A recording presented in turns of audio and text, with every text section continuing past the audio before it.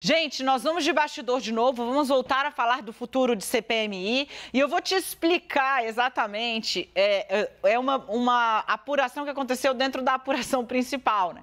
Eu fui ouvir os líderes dos partidos, e explicando um pouco para você que está em casa como é que a gente trabalha, né?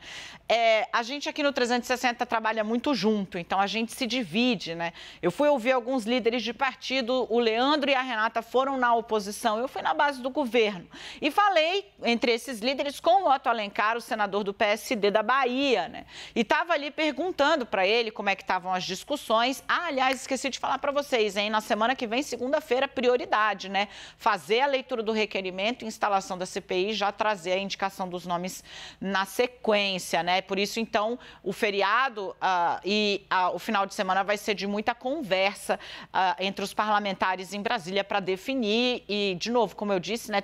Os dois lados vão preparar os seus melhores quadros para a guerra. Eles estão ali se empintando. Então, eu fui tentar entender como é que estavam os nomes, quem eram os nomes que estavam à disposição. E ele disse, eu mesmo estou disposto. Eu falei, senador, Otto é um senador, vocês lembram dele na CPI da pandemia, né? Ele chegou a socorrer o Pazuello, que teve uma síndrome do vaso vagal lá e perdeu, né, a consciência momentaneamente. Ele é médico. Então, na CPI da pandemia, deu para perceber, ele é um homem calmo. Eu falei, senador, aquilo ali vai ser uma CPMI de muito barulho, muito atrito, até por conta do perfil da oposição ao governo. E aí ele disse assim, olha, parlamento exige linguagem técnica. Para você ver, palavrão em parlamento não bota ninguém para frente. Bolsonaro, que xingou como nenhum outro presidente da República na história, é a prova. Ele perdeu a eleição. E aí ele disse como é que estava um pouco ali das estratégias e tal. Eu mencionei a PRF, né? Porque, enfim, queria entender como ele estava vendo isso. E ele disse, acho que tem que chamar mesmo, porque ele me mandou parar porque eu tinha um escudo do PT no meu carro. Eu falei, como assim? Ele sabe a blitz do segundo turno? Eu falei, sei. Eu voto em Feira de Santana, no interior da Bahia, né? Então ele disse que estava lá, tinha ido para a eleição e botou um adesivo do PT enorme. Que ele estava fazendo campanha para o Lula. Desculpa, eu estou rindo, né? Porque é muito engraçado. Ele contando foi muito bom. Botou um adesivo do PT enorme no capô do carro e foi, né? O senador. Aí ele foi parado na blitz da PRF. Essa blitz que está sendo investigada pela polícia. E aí eu vou trazer para vocês aqui exatamente como ele falou. Eu voto em Feira de Santana, né? Então ele me parou e mandou eu ficar esperando. Eu acho que ele queria que eu desse uma carteirada ao agente da PRF. E eu não dei. Quando eu vi que ele ia me prender lá, ficar bastante tempo, o Otto tem esse sotaque baiano que eu acho que agrega, né? Ele achou que eu ia pra cima, ia falar que era senador, eu fiz foi nada, botei foi Zé Ramalho cantando à beira-mar, um táxi o tempo inteiro, depois entrou Mulher Bonita, Mulher Nova Bonita, Faz Você Morrer Sem Sentir Dor, eu fiquei ouvindo, foi muita música lá, e quando acabou a música, ele acabou me liberando, mas eu sou testemunha da operação ilegal da PRF no dia 30, segundo turno, para barrar o acesso dos eleitores de Lula à eleição. Eu conto isso porque é sintomático. Como eu disse para vocês, o Anderson Torres faz um levantamento, manda a diretora de inteligência do MJ fazer um levantamento das cidades que mais deram votos para Lula. Ele vai até a Bahia, onde ele faz uma reunião, a Bahia que despejou, é o quarto maior colégio eleitoral do Brasil, e foi lembrando do futebol, 7-1, assim, de cada 10 votos, eram quase 8 em Lula, o que fez muita diferença. Então, o Anderson Torres vai até a Bahia e ele tem uma reunião com o chefe da PRF na Bahia, que vem a ser, gente, eu vou trazer o nome dele aqui agora, Jorge Silva Paim. Ele é o chefe da delegacia da Polícia Rodoviária Federal em Feira de Santana, na Bahia, que é exatamente onde o Otto foi parado. tá? Então, toda essa coincidência é que avolumam aí as percepções, né, sobre esse engendramento de fatos que antecede, mas faz parte do que a gente viu no 8 de janeiro. Gente, eu quero ver todo mundo aqui, a Renata e o Leandro, porque eu ri demais, eu ri muito alto, né? Pô, é que eu tenho um 13 enorme, o capô do 13, assim, no carro. Ele estava muito engraçado, aí me parou, ele pensou que ia dar uma carteirada, eu falei, vixe, não, eu vou ouvir Zé Ramalho. Eu quero saber se você ensaiou, apenas apanhei, cadê? Não, eu sei, um táxi para a estação, Luna. Mas agora eu tô com dúvida, porque eu acho que o Beira-Mar... Então, mas eu acho que o Beira-Mar do Zé Ramalho é outro, porque esse é de outro autor.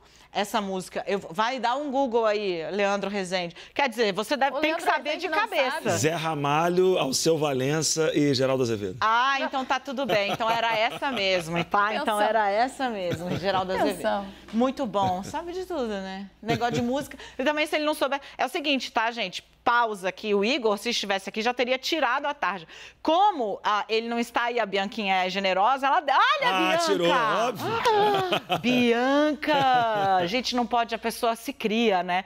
Olha só. Mas é porque o Leandro, gente, só pra você saber, não adianta querer marcar nada com ele. Não importa se é segunda, se é terça, se é quarta, se é quinta, se é sexta, se é sábado, se é feriado, se é dia útil. Todo dia ele tem um chorinho pra ele ir. É impressionante. Aí quando você chama e fala, Leandro, não vem com esse negócio de chorinho, ele até manda o ingresso digital, ó, pra dizer. Foi bom. Foi bom. Mas não pode ficar falando isso, não, porque senão vão me inventar de me botar em mais um jornal ainda, né? Eu acho que merecia. Não, já fiz 3 hoje. Tá indo pra muito chorinho. Em defesa da minha amiga, minha loura, que tá lá no Rio, eu acho que é isso aí, botar um freio nesse negócio. Pode sair no máximo com os amiguinhos, entendeu? Ô, Renata, quão ruim é você ter uma testemunha ocular de uma operação dessas, né, que tá tendo problema na polícia, na justiça e agora no parlamento. E essa testemunha ocular ser um senador líder de um partido que tem 15 pessoas. E alguém disposto a marcar presença, né? Porque você lembrou do atendimento médico que Otto Alencar, que é médico, fez, mas eu acho que na cabeça das pessoas tá aquelas sabatinas que deixava todo mundo de mão suando, né? A gente ficava até ali meio ansioso pela pessoa que estava depondo na CPI, porque ele fazia um questionário dificílimo e já tinha a resposta na ponta da língua. Não me parece muito fácil debater com o senador Otto Alencar. Mas esse relato que ele faz, ele é muito interessante, porque o que o senador descreve é que ele num carro, né? Então, o argumento de muita gente do governo, né, é que se a PRF aumentou o número de operações, era para combater o transporte ilegal. Transporte ilegal de eleitores. Como é que... E operação padrão, tipo pneu careca. Imagina se o senador médico, 70... Vou até checar a idade de Otto aqui para não ser... Ia estar andando com carro de pneu careca em Feira de Santana. Ele disse que era bem porque tinha um 13 no capô. Então, nesse caso, realmente fica complicado de parar de pé a história, né? E com certeza, esse e outros relatos vão ser usados pelos os parlamentares da base do governo para confrontar as autoridades que vão ser ouvidas. Essa questão das blitz, que a gente sabe, a PF está avançando em relação a isso. Ontem, a gente contava aqui o fato de uma integrante da equipe do ex-ministro Anderson Torres ter confirmado à Polícia Federal que fez, sim, um levantamento a mando dele dos locais de maior votação do presidente Lula, né, na ocasião, candidato do PT no primeiro turno. O fato da PF já ter mapeado viagens de Anderson Torres às vésperas da eleição, no caso para Bahia, viagem, eu acho que não tem mais de uma. Foi uma só. Ele Bahia. falou com o superintendente da PF, pelo que eu entendi, na Bahia, né, e em seguida vem essa operação da PRF destacadamente aí nos municípios. Exato. Eu vou até ver quantos votos o Lula teve em Feira de Santana, para vocês entenderem onde é que ele estava chegando, né? Porque, veja, tem um ponto, ficou na minha cabeça no nosso debate de ontem aqui sobre esse assunto, a partir do comentário do Yuri Pita. Pita falava, né, olha, como você tem se ainda tivesse um levantamento nacional, você poderia dar outra roupagem para isso, mas a coisa fica muito esquisita, são as minhas palavras, ele usou palavras muito melhores, claro. A coisa fica meio esquisita quando a gente tem um levantamento só mirando os eleitores de Lula. E por quê, gente? Porque se você tivesse um trabalho de inteligência para, de fato, combater o transporte ilegal de eleitores, legítimo, tem que fazer isso mesmo. E você colocasse ali, né, um levantamento dos locais de maior votação dos dois candidatos, transpondo com uma estatística que mostrasse uma elevação surpreendente entre pesquisas de boca de urna, né, pesquisas de intenção de voto, e ali desse uma indicação de que você poderia ter um movimento de candidatos para reverter esse quadro, beleza. Agora, se você está só mirando de um candidato, no mínimo você está pressupondo, partindo do ponto que é legítima a preocupação com o transporte ilegal de eleitores. No mínimo, você estaria pressupondo que só um candidato iria se beneficiar desse tipo de movimento. O que sustentaria essa hipótese? Que somente, no caso da base, dos apoiadores do PT, é que haveria interesse para transporte ilegal de eleitores. Não faz qualquer sentido. Ou, no mínimo, Anderson Torres e seu time vão ter, me parece, um desafio enorme de justificar isso. Ô, gente, olha só, para vocês entenderem por quê, né? Porque Lula teve 65% dos votos em Feira de Santana, Bolsonaro 35%, né? Lula fez, no segundo turno, mais votos do que havia feito no primeiro. Ele ampliou o que ele tinha conseguido de 61% para 65% dos votos em Feira de Santana. Significa que aí, de cada 10 eleitores, 3 optavam por Bolsonaro, 7 optavam pelo Lula em votos válidos, grosso modo, é isso, Leandro? Dani, essa história que o Otto Alencar conta é um exemplo de uma figura, enfim, senador, né, que tem uma influência do governo, da base de apoio do Lula, como, enfim, descreveu para você, mas mostra como que essas operações foram organizadas e traz à tona, de novo, né, o que a gente tem na próxima semana, na segunda-feira, depoimento do Anderson Torres sobre essas operações da Polícia Rodoviária Federal e traz de volta um personagem que, enfim, é bastante controverso do governo Bolsonaro e contra quem há algumas ações e investigações na Justiça, que é o Silvinei Vasquez, né, que foi diretor-geral da Polícia Rodoviária Federal.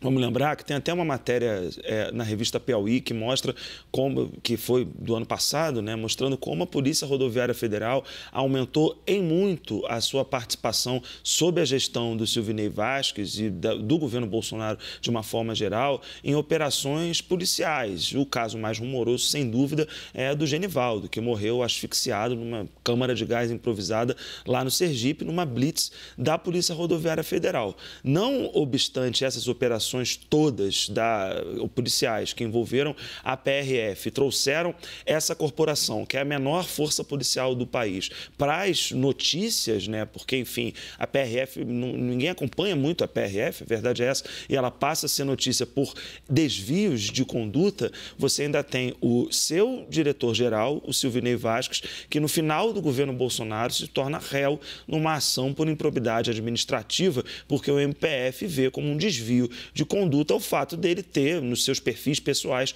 apoiado nominalmente o Bolsonaro. Só, ele é réu né? Quando ainda. precisou coibir movimento golpista de caminhoneiro, né? Que até a gente fez graça, ele ficou ali, lembra o patriota do caminhão e tal, a PRF só foi porque a justiça obrigou. Sim. Porque de início eles foram mais do que lenientes. Você tinha PRF cumprimentando o golpista, porque a pauta era golpista, era fechar, parar o país para não dar posse ao presidente eleito, né?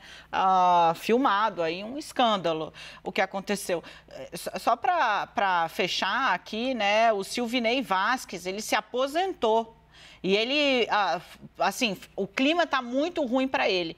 Eu lembro, gente, de uma nota do Hélio Gaspari, um dos maiores cronistas e jornalistas da nossa história recente, né? O Hélio escreveu o seguinte, que no dia em que ele fez essa operação ilegal aí, segundo o TSE decidiu no dia que era ilegal, né? Atípica, inclusive. Ele foi chamado, ele foi até o TSE falar com o Alexandre de Moraes, o Silvinei Vasquez. E ele foi lá cheio de gente, segundo o Hélio Gaspari, armada, gente inclusive com um fuzil. Veja só, né? E segundo o Hélio descreve, aparentemente ele achou que ele ia amedrontar ou impressionar o ministro porque estava entrando lá cheio de gente com um fuzil. Falou que estava tudo dentro do conforme, que ia continuar fazendo, que era operação padrão. O Alexandre falou, se fizer, sai daqui preso. Rapidinho, todo mundo pegou o fuzil, saiu, acabou. Operação atípica, considerada ilegal pelos investigadores. Basicamente, Dani, esse exemplo que o Gaspari conta como o Silvinei Vasquez se tornou um braço, dá para dizer até armado, né? Como esse episódio ilustra, do bolsonarismo. E é uma figura que volta para a cena por conta, enfim, do que o Anderson Torres vai ter que se explicar na segunda-feira e que só foi possível operacionalizar, se ocorreu, e aí as investigações vão mostrar o que foi que aconteceu, que levou essas blitz a serem realizadas, só pode ser, se foi gestado pelo ex-ministro da Justiça, só pode ser operacionalizado pelo Silvinei Vasquez. Meu caro, obrigada.